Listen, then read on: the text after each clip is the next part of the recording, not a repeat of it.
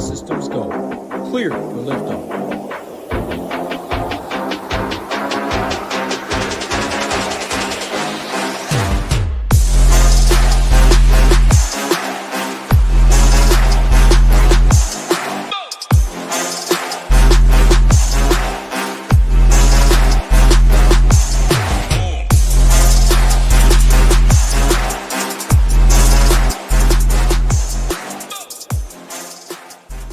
Welcome on in, golf fans. It's your boy, GS Luke, here with your Round 4 live stream for the People's Open. Going to get you ready for all of your lineups tomorrow with the weather report, some DFS strategy. We'll go through some shots gained recaps, a few players down in live chat you want me to go through, as well as some lineup construction to tie it all together. But first off, hopefully you're having a fantastic day and you're ready to talk some golf out there for Sunday this week. So any questions you have, feel free to go ahead and throw them down in chat. And if you don't have any questions for now, still feel free to go ahead and say hi down there in the live chat. On top of that, need you guys to smash that like button and also subscribe to the SHIPIT channel if you guys haven't already. So let's see who we got down there. We got Mark down there with a question, which we'll get to here in just a little bit. What's going on? Kevin, Nick as well, who has the comment about the troll from yesterday. Yeah, I didn't see him on any of the leaderboards, so I found that quite funny as well. But I appreciate that, Nick. Nice to have you in the live stream, and let's get after it for tomorrow. We got Steven there. We also got Johnny down there as well with the comment about Dietrich. Yeah, pretty impressive par save over there at the final hole. He's got a commanding lead, so we'll talk about the game theory around that, because it's, you know, one of those situations where we got to treat it a little bit differently. What's going on? Marshall doesn't like Benny Ann. I get it. What's going on? Johnny, All Day, Capper, Jack, Kevin, all of you down there. Any questions? We'll get to them here just in a few minutes. But I do want to touch on the course conditions and weather before we do any deep dives. So the first thing I want to go through would be the conditions from today, which are pretty consistent from morning to afternoon. In fact, if you split it down the middle between the first and second half of tee times, it was only a 0.06 shot difference. So pretty much non-existent. That could have just been noise between the first and second half. And it's not like we thought there was going to be anything anyways. It was taught, you know, threesomes off of both tees. You were talking about a really narrow window of tee times to begin with, and no sort of wind that was expected to kick up. And to go over here to the weather for Sunday, it's pretty much the same exact conditions. It's a little bit cloudier. You can see they're calling for some cloud cover here on Sunday, but your sustained winds are in sub 4 or 5 miles an hour for most of the entire round, and your wind gusts are the exact same. In fact, for the entire day, they're at max about 5-6 miles an hour wind gusts. So it should be another dome-like condition day, but the Sunday pin locations, just like they were over there for moving day, are likely to be a little bit harder. So it played slightly more difficult than it did in round 2, and that was despite having the cut line between rounds 2 and 3. So you would think that the talent level increase might make conditions look easier out there with the averages, but they did make those pins just a little bit more tucked out there for moving day. And they also had the greens firming up a little bit more. So for Sunday, I think they're going to be even firmer out there for the final round of action. And the Sunday pin location setups usually tend to be a little bit more difficult, but sometimes they give us a curveball out there from setup to setup where they want to see a little bit more scoring, that sort of thing. So we'll have to see how it all bears out there tomorrow. But in terms of a weather edge, I don't really see it over there with these forecasts. Looks a little bit too flat for my liking, and you saw it bear out today, right? It was less than a 0.1 shot difference between the morning and the afternoon, so it didn't lead to any sort of tangible edge to go out there and play. What we're more so focused on out here heading into Sunday is going to be the top end of the leaderboard and placement points, because unlike rounds 1 through 3 showdown, you do have placement points in play for Sunday. Your winner, of course, getting a little bit over 2 birdies worth of points, but even your top 5 finishers are getting a little bit over a birdie worth of points in some cases. Your guys closer to 4th, 5th are getting just under a birdie's worth of points. So it makes a massive difference out there in those large field GPPs. And it's the equivalent of like an all under 70 bonus over there for main slate, or the, bogey free round out there for 2 or 3 of your 4 rounds. It makes that little difference out there at the end to go out there and help you take down a contest. So you're going to have to take a few players starting towards the top, but it's not the end all be all as well. So, I think some people, especially when they're playing cash or single entries, go way too chalk heavy in their builds and just only play guys starting up here in the top 10. And if you're going that far overboard with the placement points, you're far overdoing it, in my opinion.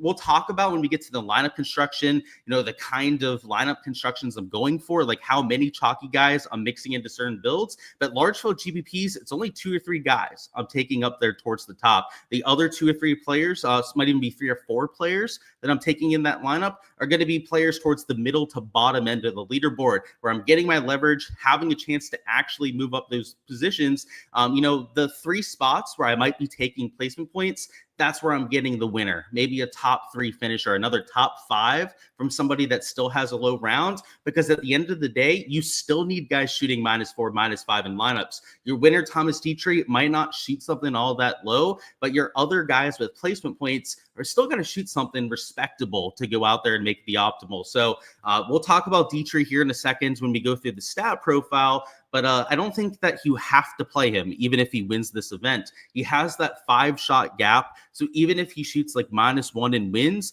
that might not be enough points to go out there and make the optimal. So, he's kind of a special case that we'll talk about on his own.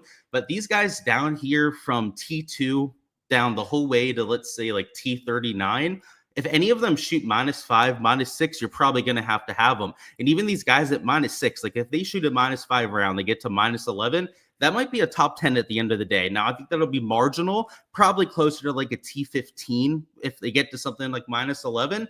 But if you're here at -8, let's say, so at T11 starting round number 4, and you shoot something like -5, that's almost for sure going to be a top 10 finish. It might even be like a top 7 or top 5 finish when it's all said and done. So it's that kind of slate to look for some chasers. And even your guys here at T2, to mention that as well, they're not going to get away with getting to the optimal by shooting -2 tomorrow. If they only make like 4 birdies and they shoot -2, you're going to have guys that start at T19 or T29 down here that shoot something like -5, -6, and they're the guys that you're going to have. So, if you're in those large field contests, don't get too chalk heavy is the warning that I'm giving you there, because you have to open up a little bit more in those contests. Now, if you're in cash, you are going to be focusing on this top end of the board just a little bit more. But in single entries, you still need a few guys for placement points, but you also need to be looking for some chasers, just like you are out there in GBP. So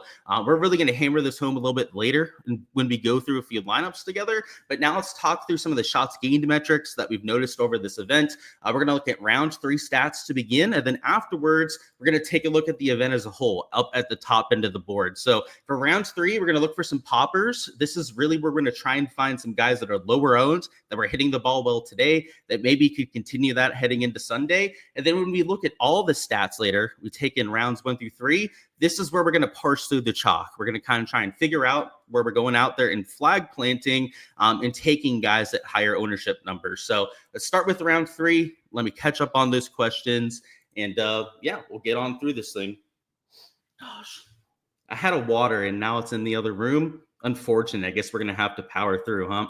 Where did I leave off? So we had a question from Mark off the bat that I wanted to get to. So he had a question about whether the greens were firmer today. They were a little bit firmer, Mark. I'm not sure if they went and watered them quite like they did between rounds 1 and 2.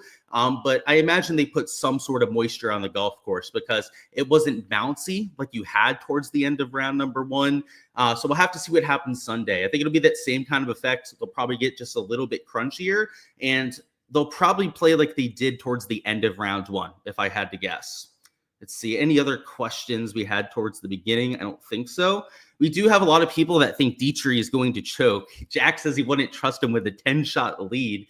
And yeah, seeing him on the DP World Tour, I think there's a lot to that. So we'll mention the whole fade with Dietrich. I'm not playing him out there in my lineups, but he's kind of known for choking. So if you want to play him, he's going to be like 40% owned out there in lineups. And he does have that kind of track record. Does my boy Spieth, he bit you at the end? He had a good day, though. He's up there towards the top end of the leaderboard. I love if he can go out there and win this golf tournament.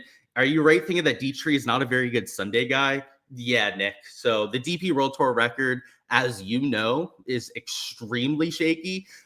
You're talking about a guy who should have a tour win over there on that side and doesn't because of that. And then over here, he's even had a few chokes towards the lead. So I was very impressed by what I saw today. I kind of thought it would happen out there in round 3, and he looked rock solid out there. So we'll have to see what's going on, Joseph. Poor Hideki is with Tom Kim and Brian Harmon. Ooh, that's rough. Kind of shocked to see Spieth gain strokes putting. You feel like he was giving himself chances and nothing fell. I feel the same way about it. The shots gained in round number 3 for Spieth, just to bring it up on the screen here. You can see towards the top here, gained 1.5 ball striking. So he was better than most in both of those categories, but he gained 1.5 out there with the flat stick. It didn't feel like that, though. If you watched it, it felt like it was 2-3 shots gained with the ball striking. I agree with you on that, Ross. Let's see. What's going on, Joseph? Wayne says JT will shoot -6 since we won't have any pressure on him. I agree with that. He, Rory McIlroy are the best players at doing that kind of thing. All it'll take is a bad shot or putt for him to fold like a cheap lawn chair. Yeah, that's one of my favorite sayings, by the way, fold like a cheap lawn chair. And yeah, he is that sort of guy. So yeah, let's talk about Dietrich towards the top. So before we go into some of these round 3 stats, Dietrich is going to look like a god if you take a look at all the stats through rounds 1 and 3. Gaining 8 strokes ball striking, gaining 6 strokes with a putter. Sometimes you have to throw the stats out of the window. When you're talking about a guy with a 5-shot lead, he has to sleep on that overnight, and somebody with the kind of track record that he has in contention. So I know that he's in a great position. If you played him for main slate, you might want to hedge against it out there for round 4 showdown. But if you use him, just know that he still has to shoot at least -2, -3, most likely, to go out there and make the optimal lineup. As a preface, when we went through some of the placement point talk before, it's worth just over 2 birdies to go out there and win the golf tournament. It's like 2.3, 2.4 birdies worth of points that you get out there for winning the event, which matters. You certainly have to have that to go out there and take down the large field GPP. But if he only shoots like -1, -2 does that sort of thing, he might not outscore everyone in his price range. So just to show you this isn't I guess, let's go over here to DraftKings. It'd be a better way to show you this. So Dietrich is what, like $7,300 or something like that, right? Let me just type it in. It'll be easier to find. Okay, $7,800 up here towards the top end of the 7K range. If somebody like Daniel Berger, he might not win the event, but he's up there starting at what, T2 at this point. If he shoots -4, you might have him rather than a Thomas Dietrich. And you may say like, oh, but I could have both of them, right? I'll play Dietrich with the 12 placement points. Will get me like 3 birdies. Then I'll also have Daniel Berger. But okay, what if it's Daniel Berger absolutely going off, and then Taylor Moore, who also shoots like -4, -5? It's not a guarantee that he's going to get there even if he wins the golf tournament. So that's something that I want to throw out there. And that this event in general, if you take a look at some of the last few years, last 4 or 5 years in particular, you've had a lot of comebacks come out here and win at this sort of event. You've had multiple 6-stroke comebacks. When Nick Taylor won, he came from way back to go out there and win. And that's just the most recent example of that going out there and happening. So as you can tell, I'm not using him out there in lineups because I think he's going to try and coast a little bit. I don't know if he's going to be as aggressive as we would hope for. And like you said, if you look at his round 4 historical, that sort of thing, they don't have it up on the stone quite yet, but I'm imagining he's probably not going to have the best round 4 historical if I was a betting man over there.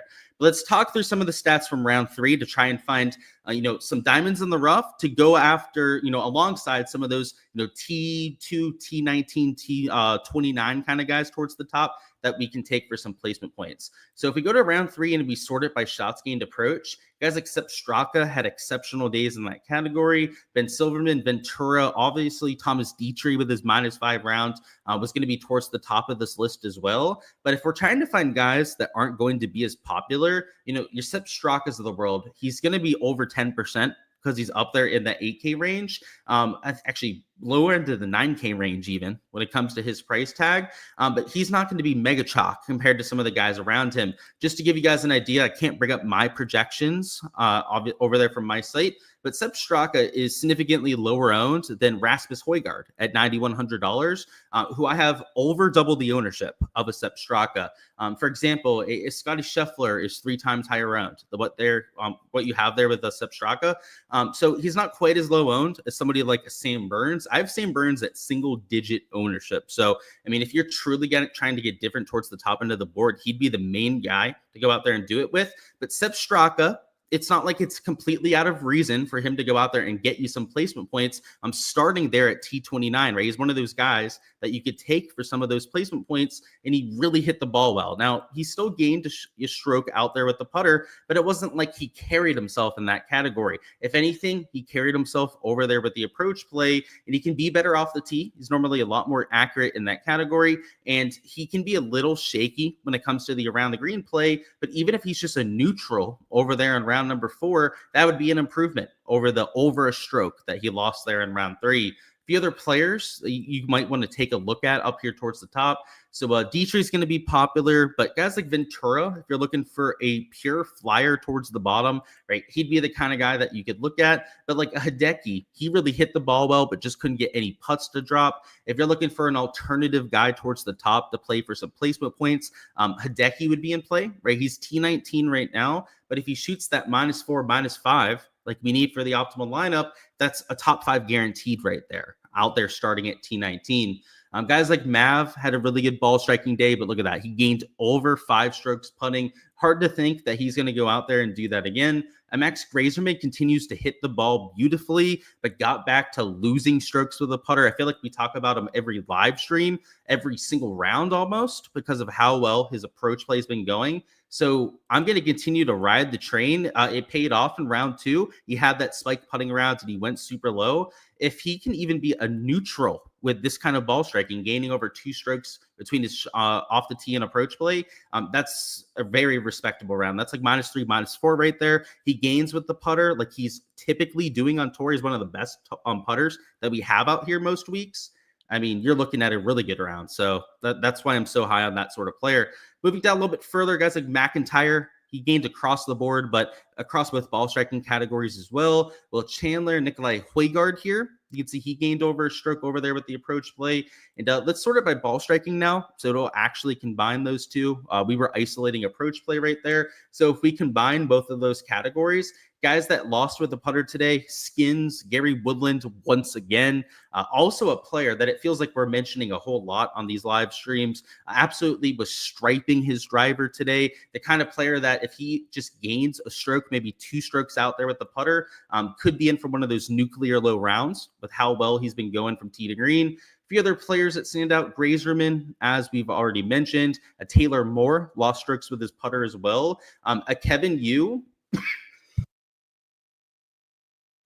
Sahith Theegala over here, he gained strokes over there with his tee to green play in round number 3, are all the kind of players that I'm looking at for sleepers. Now, Sahith at T52, he's not the kind of guy that you're going to get placement points with. So like at Gary Woodland, he's even T19, so he could get you those top 5 points if he goes out there and has the round that we're hoping for. But guys like Grazerman and guys like a Sahith Theegala, this is who you're using in those large field GPPs to go out there and generate all of that leverage to make sure that you're not going to duplicate yourself with a whole bunch of people out there. And you want statistically solid plays if you can.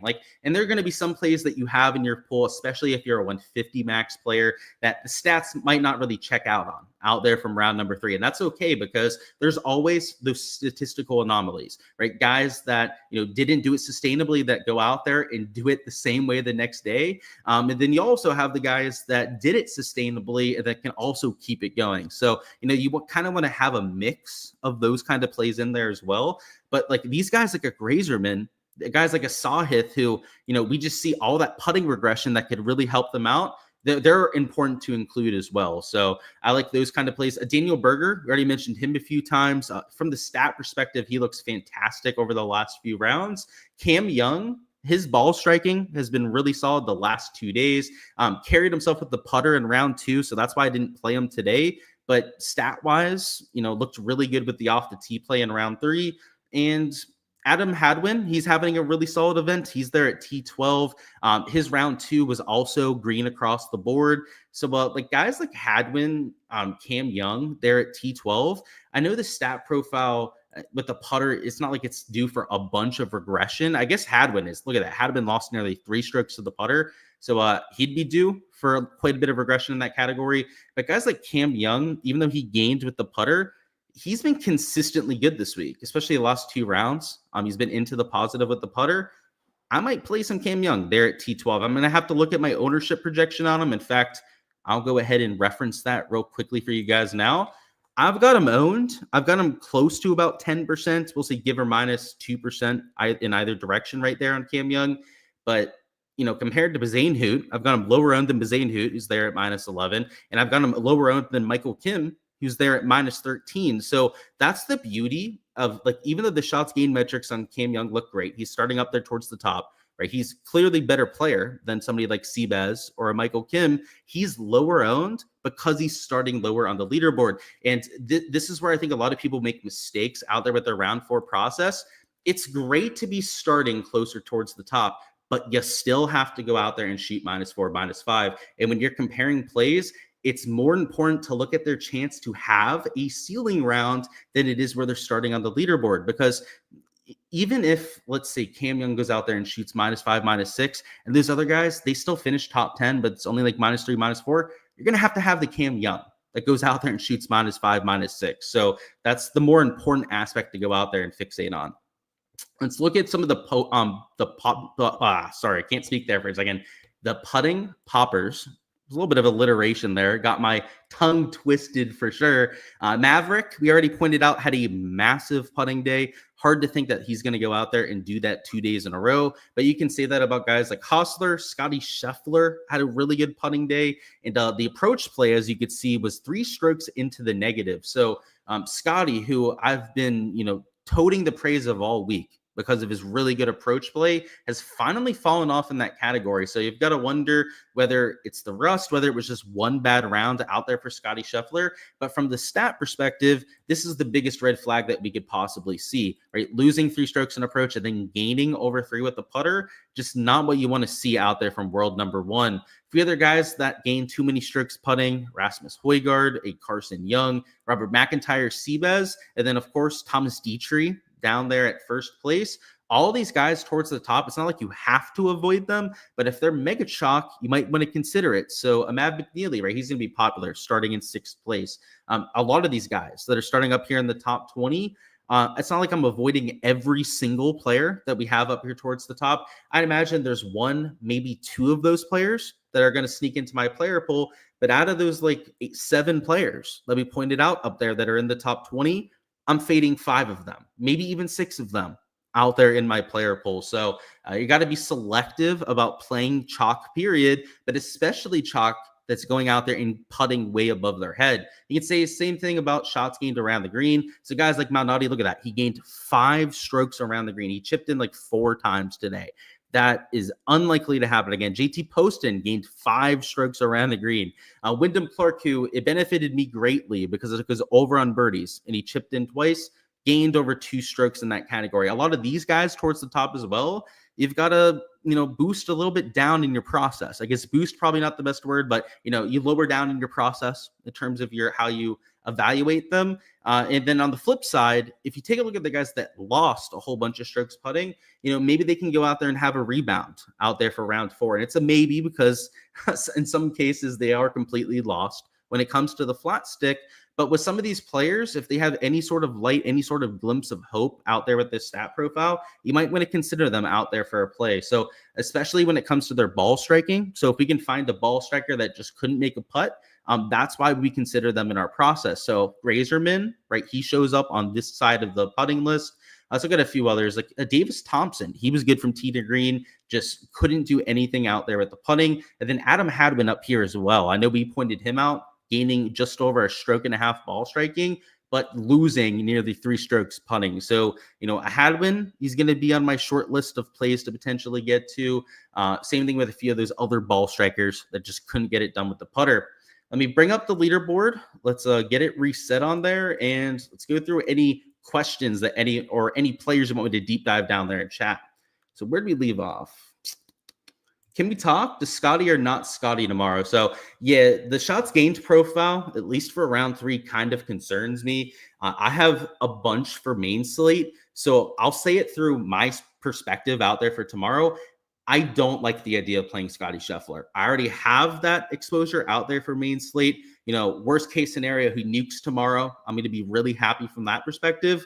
But the stat profile is ugly enough to where for the last round, I think I'd rather take shots on some lower owned guys towards the top. So I think the reason for playing Scotty Scheffler is that he's going to be lower owned than you've seen all week. He's $13,200. That super high price tag. It's going to make people think twice before playing him, especially when he lost all those strokes in approach. So you get a little bit of lower ownership. But in my projections, which I ran before I came on here, I don't have my player pool done quite yet. I have him over 30% owned. So I still have some people getting there because he's close enough towards the lead, especially close enough towards the top 5 like he'll need for those placement points. But the argument against him is the stat profile and then the price tag, right? $13,200 is pretty prohibitive, especially on Sunday Showdown, where you've got some guys that are priced up that are towards the top end of the board. It's nice to be able to play those guys if you can. You have a ton of Dietrich and main slate, so no problem fading in round 4. There you go. I think that makes it super easy to make that kind of decision. And on Dietrich, it would be a headache to have to play a whole bunch of them round 4. You think the argument against Dietrich is also that he could play pretty cautious? I agree with that. So if he shoots -1, -2 and wins, it's not a guarantee at all that you have to have him for a takedown. Now, in some single entry, some smaller field stuff, you're going to see people that win GPPs with a Dietrich if he were to shoot like -2 and win in their lineup. But large field GPP, there's a really good chance that he's not the optimal play. So that's a really good point. Nick Taylor, yeah, I think he's a potential option. I'm always looking at Taylor, and he's close enough towards the top that he could get there. Really good course history as well. Mikey Kim at -13. Only issue I have would be the fact that he's a little chalky. And he is a creeper with a winning mentality. I like what he does on Twitter X, though. It's nice. What's going on, coach? Tell me how you have 3 6 of 6 lineups being outscored by your 4 of 6 lineups. That's like you said, a sick world. That's just being unlucky, I would say. Not having your guys that are top 5, top 10 out there in the proper lineups is mighty fine frustrating. So I've been there myself, coach. I've got to say it's just being unlucky getting that, unfortunately. What's up? How many chasers would I want in a single entry? So single entry, I want at least 2 chasers. I'm okay with having 3, maybe even 4 chasers out there in the lineup. 4 would be a lineup with a ton of differentiation. That would be assuming that there's chaos up there towards the top end of the board, but more than likely 2 or 3 and that sort of build. Split tees starting at 1030. That is correct. Starting off of holes 1 and 10 again. Rad Eagle profile. Yeah, Joseph likes that over there for another guy in chat. Scotty hit a couple in the water today. You think the putter stays hot and the approach comes back? That's a possibility, right? So like if you're looking at the Scotty conversation, that's another side of it. You're saying like, right, it's just a little bit of variance that he went out there and lost all those strokes on approach.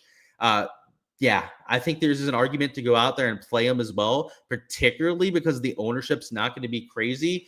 But the putter being super hot 2 days in a row, like that's the other part of what you asked. That's the part that I'm a little bit more sketched out about. Like I fully expect him to hit the ball well tomorrow. Like it's Scotty Scheffler, world number 1, right? Like you would expect him to be gaining 2-3 strokes out there between those 2 categories. The putter is going to be the X factor. We'll have to see. How was Gary Woodland's stats? So we went through them a little bit earlier, Derek. I'll bring them up once again for you, but he had solid ball striking stats. So round 3, gained 2 strokes off the tee. Not as positive on approach, but was a little bit better than most. Cheers. Yep. Where are we at? Thinking about going to Benny. I'm not going to put that up there, but yeah, thinking about going back to Benny Ann. Not the worst idea. He'll be super low owned. That's for damn sure. Kevin says Kim bogey free throughout 54 holes. What, Michael Kim? That's crazy. And he's not that sort of player. He's a high birdie percentage player that's extremely aggressive, makes quite a few bogeys. Kind of surprising, as you pointed out there. Very impressive. If I'm playing Scotty, wouldn't the move to be the fade Dietrich, since that'd be the natural pairing? Probably. I would say that you don't have to fade Dietrich if you're taking a Scotty Scheffler. If you take a $13,200 player, it's forcing you into a 6K player, which is going to give you a sub 5% ownership. So that's an automatic pivot there. You add in a pivot in the 7K range that's sub 5-7% owned. You're totally fine to play those 2 together. But I think fading Dietrich in general is probably the move. So I think the main reason for that, just to kind of go back to it, I think you mentioned it before, right? Him not being aggressive. That's the reason for that.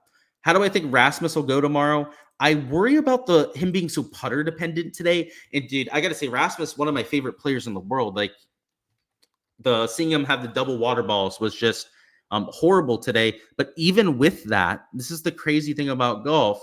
He still gained on approach. That's how good his approach day was, that even with the double water ball over there at hole 15, he was able to go out there and get into the positive. So you can see that, right? Resulted in a double bogey, as you can see there. I'm okay with playing him. It's just that round number 3, 2.5 strokes putting, he's a little bit hot and cold in that category. A lot of times he'll gain 2.5 strokes one day, lose 2.5 the next. But T2, that starting position, it's something worth considering. That's for damn sure.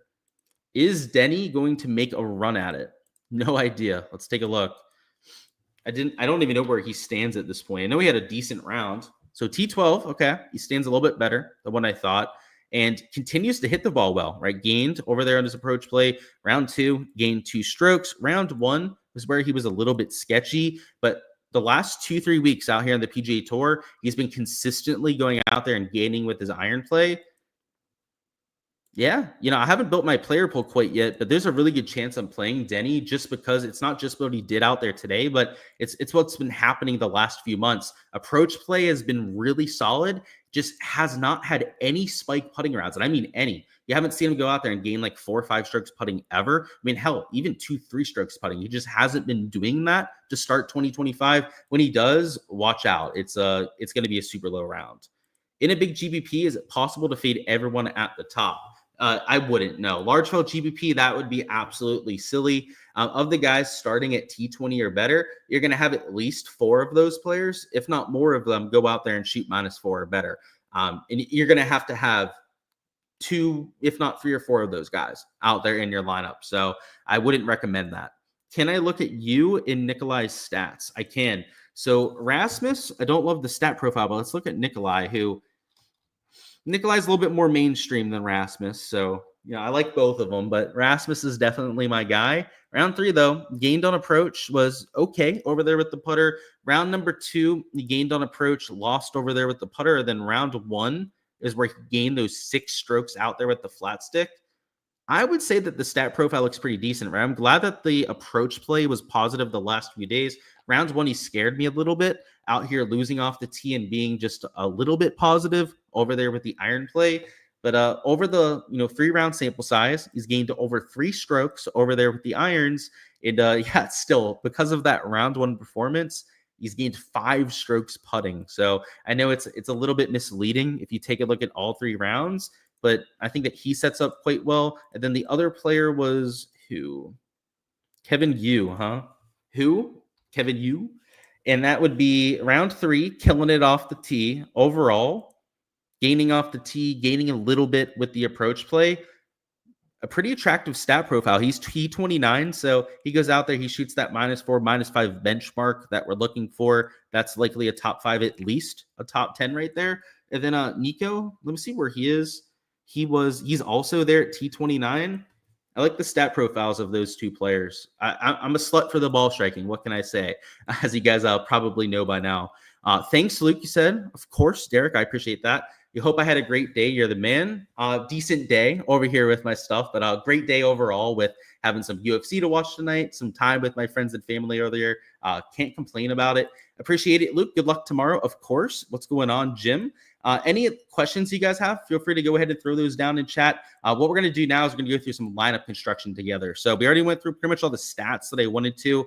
The one thing I'll say about the top end of the board here, guys, is that if you're looking to take guys at some of that higher ownership, I like looking at the 3-round stats. So up here towards the top, guys that have gained a bunch of strokes ball striking are towards the top of my consideration. So believe it or not, a Jordan Spieth is one of the best ball strikers, not named Dietrich. A Højgaard, he's been doing his thing. So even with the putter being hot, I don't think he's out of consideration because of how well he's been hitting it. You can say the same thing about guys like Daniel Berger. He's been super solid over there, especially off the tee this week, gaining nearly 4 strokes both off the tee and on approach. Michael Kim gaining 5 strokes ball striking. I've got to say, just like Dietrich, Michael Kim kind of feels like the guy that it might be a little bit of a big moment for, that I would expect to have a little bit of a choke factor going, but the ball striking stats have been really solid out there in a Michael Kim. Let's look at this. Scotty Scheffler, of course, solid ball striking, even with him losing the 3 strokes approach today. Justin Thomas gaining over 5 strokes with the ball striking. And I've got to say, Justin Thomas, in general, to start 2025, has been on absolute fire out there with hitting the golf ball. So JT is going to be top of my short list over there for a round 4 push. And at T12, he's not going to win this thing, right? But I could see him going out there and having a super low round and grabbing a top 3 finish. So Scotty Scheffler in consideration as well. World number 1, you can't go wrong there. But guys like JT, even Jordan Spieth up here, are some of the guys I'd prefer because they're going to be lower owned. They're cheaper. You can still play them and some 8K guys. You use somebody like a Scotty Scheffler, it just really handicaps you when it comes to that ownership. Worth mentioning that we have the stone over here for round 4. This is the round 3 stone, though. Over there on the round 4 stone, something to really keep an eye on would be that round 4 historical. So round 4 historical is going to give us an idea of players' clutch factor over there on Sundays. And then you also want to take a look at the approach series. That's always something you can take a look at. Like Scotty Scheffler is going to have a massive true approach delta. Right? He lost 3 strokes approach today, but he's historically like the best iron player that we have in the world. Right? No ifs, ands, or buts about it. His true approach delta over there on the right side on his approach series is going to be the highest number that you see of anyone in the field. So those sort of players, like Nick was pointing out before, like that they could regress out there with their iron play, also could be worth a few looks over there for round 4. So, and then we went through some of the shots gained metrics over here, got an idea for how everyone sets up. That's the other side of it. And over there on the SHIPIT Nation Stone, it does a lot of that work for you. So you can go out there and figure it all out, and gives you the round 4 historical and the putting series to go through. So a great tool to have. Make sure to check out the SHIPIT Nation site to go out there and use the stone. But that's all I've got over there from the stat perspective. In terms of building lineups, we're going to go ahead and build a large field GPP lineup here together. What I usually like to do is knock my placement points out of the way before I try and find my lower owned guys towards the end of this lineup. And sometimes I do it the other way around, like rounds 2 and 3 showdown. A lot of times I'll play my low owned guys first and then try and find some of my like chalkier players towards the end. You have to think this way because as I mentioned, for the large field GPPs, you're going to have some placement points to take something down. So up here towards the top, I'm going to throw in a Daniel Berger. I'm also going to throw in a Jordan Spieth into this lineup.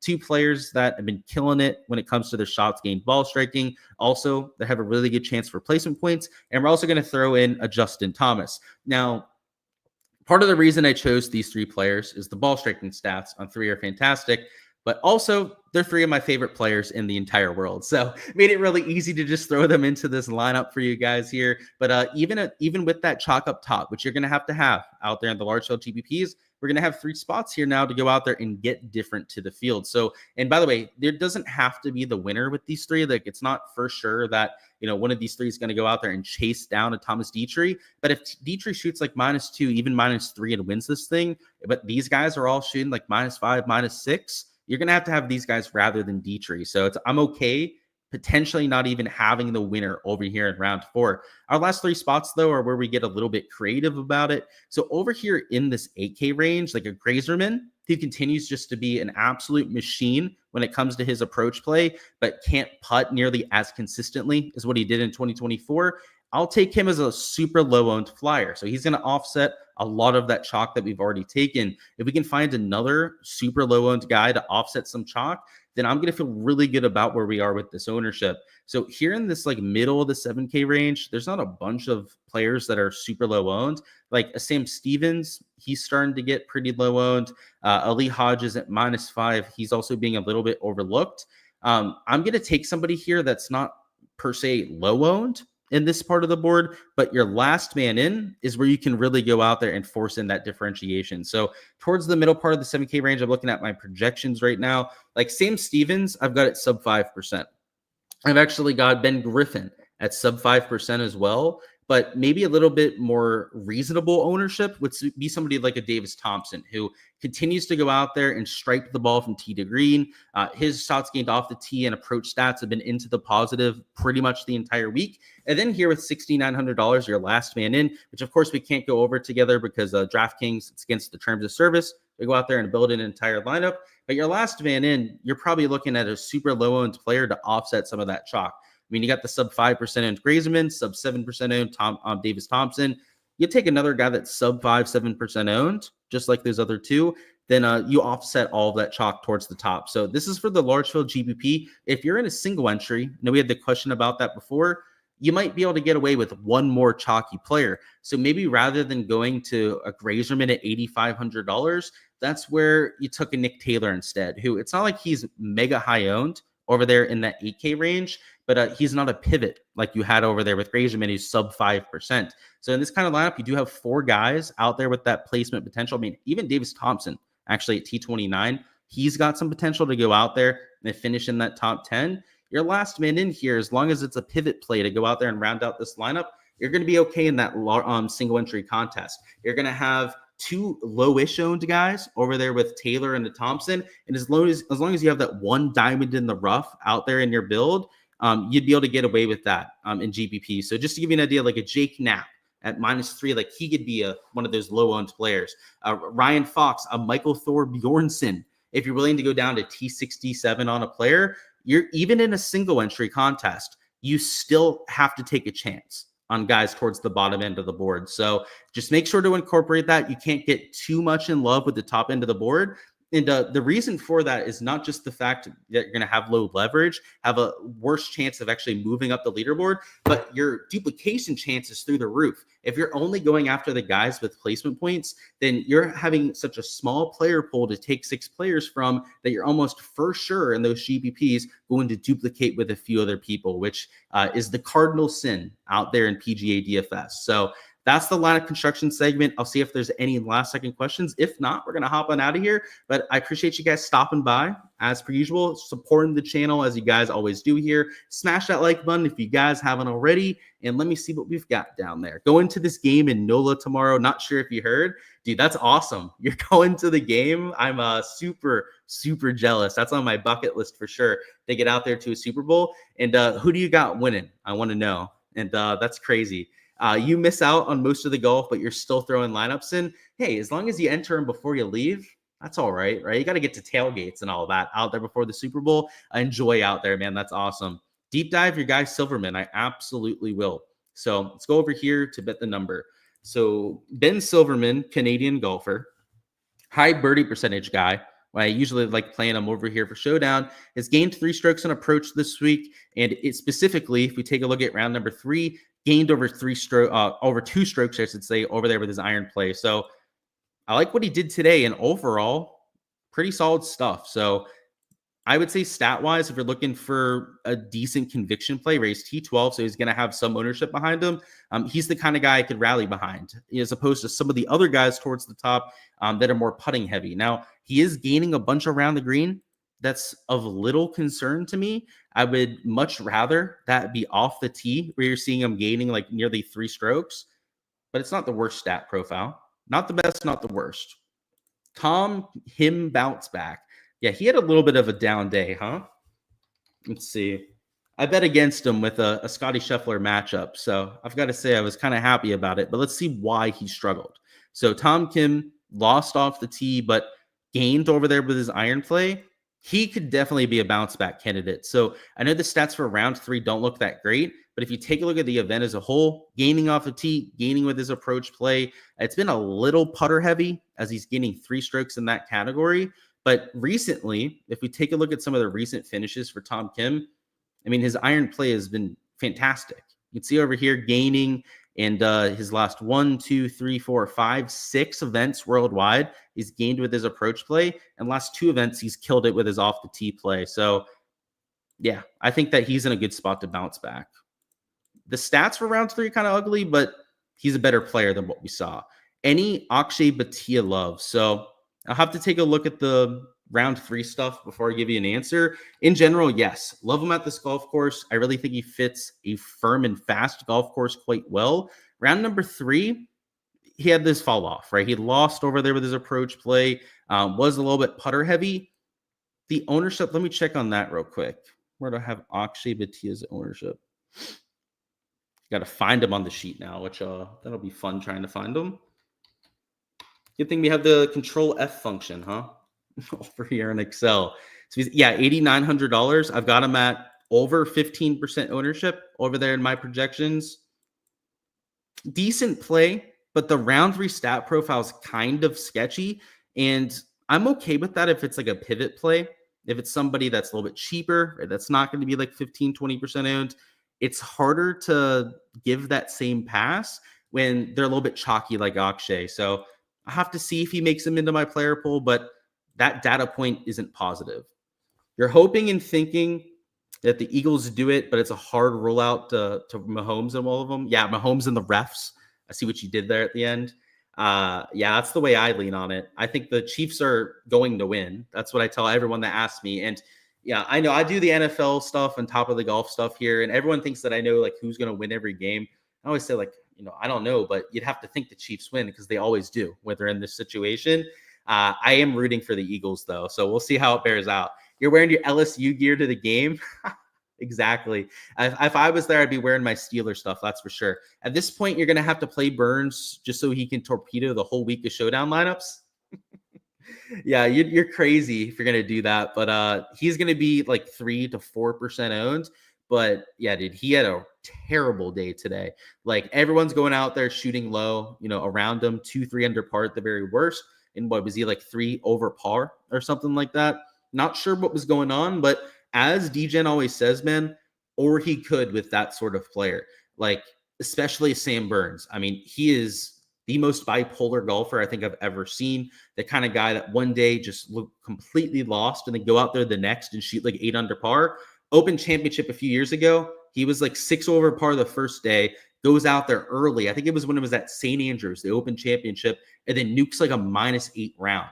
Now it rained overnight, so he had the course to go out there and go super low, but he's that kind of guy. So I don't know if you're saying that completely sarcastically, but there's kind of some precedent to that. Got to go Spieth tomorrow, right? I am, coach. The stats kind of back it up. You guys know I'm a big Spieth homer. And from the placement point perspective, he's at a good position as well. So yeah, I'm definitely going to have some Jordan Spieth, but he's going to be far from a lock for me. What happened to Connors? Just noticed where he was. It's a good question. I have no idea, but the stats will tell us a story. He lost on approach, lost off the tee, lost every stat category across all 4 of them. He woke up and just didn't have his fastball is what this looks like. So it's hard to say like why that happens with golfers. Sometimes it's health related, sometimes it's mental related. But either way, you see guys rebound from that plenty of times, but then sometimes you also see it completely take them out of the event. So it's an hard to predict situation, I would say. Spieth, JT, Homie combo. Yeah, the lineup we did with Spieth, JT, and then Daniel Berger, that's like the all Luke combination because those are 3 of my top 5 favorite players in the world. And heck, if you throw in Rasmus, that's another one of them. I can make a whole lineup of my homies out there tomorrow. They're all in contention. So it's going to be a fun Sunday. Let's put it that way for a fan of a lot of the golfers I like. And Bud Colley, what do we think? So the stats on Bud Colley have been sneaky the entire week. So I'll show you what I'm talking about. He's been really good with the short game, at least today. But if you take a look at the week as a whole, it was the ball striking in rounds 1 and 2 that were carrying his game. So I know round 3 that kind of fell off, or he lost with the approach play. Was still decent when it came to the shots gained off the tee. But rounds 1 and 2 are where he was well into the positive out there with the iron play. So I think that he's a decent top 20 guy to go out there and try and get some placement points, especially because I don't think he's going to be overly chalky. Like Bud Colley, he's getting some ownership because of his position, but in my projections, I've got him at like around 5-6% ownership. So it's not like he's going to be overly popular by any means. Homie lineup, yep. And have a great Sunday, of course, dude. And have yourself some fun out there from the game. I'm looking forward to those. Alrighty, guys, that is all I've got out there for the live stream. Best of luck with all of your exposure for tomorrow. If you guys are looking for the prop and betting side of things, make sure to check out my preview on my channel a little bit later on, where I'm going to be going through the underdog and prize pick sports, some matchups and three balls over there for the final round, and a deep dive of some of the pin locations and stat averages. So if you're a stat nerd, you really want to know how the golf course is set up, we're going to go hole by hole, talk wind direction, pin locations, completely nerd out like we do over there on my channel. So make sure to check that out over there on my side of things, LukeDFS. But that's all I've got over there for Sunday's action. Let's ship it over there in some of those GPPs, and look forward to seeing some of your names towards the top of those contests. And yeah, let's have a Sunday. Let's finish this week strong, as I said in my tweet, and let's go out there and have ourselves a day.